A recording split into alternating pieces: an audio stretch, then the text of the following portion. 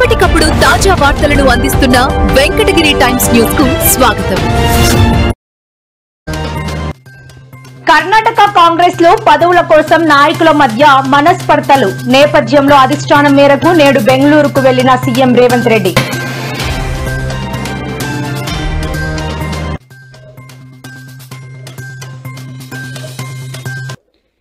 మహారాష్ట్రలో ఫ్లైఓవర్ పై బీభత్సం సృష్టించిన కార్ డ్రైవర్. ఫ్లైఓవర్ పై నుంచి ఎగిరి కింద పడ్డ బైకర్, పలువురికి గాయాలు.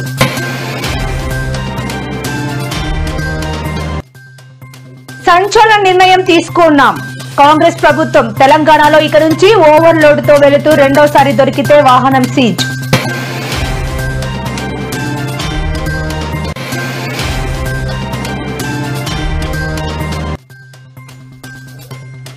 నేడు పుట్టపర్తికి విచ్చేసిన రాష్ట్రపతి ద్రౌపది ముర్ముకు స్వాగతం పలికిన సీఎం చంద్రబాబు, మంత్రి లోకేష్.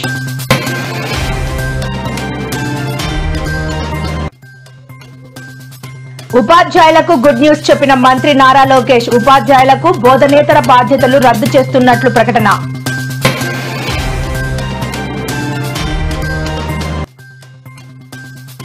ఏపీలో పోలీస్ వ్యవస్థపై వైఎస్ఆర్సీపీ ఎమ్మెల్సీ వరదు కళ్యాణి సంచలన వ్యాఖ్యలు. 3 సింహాల పోలీసులు 3 పార్టీలకు తొత్తులుగా మార్చారు అంటూ ఆగ్రహం.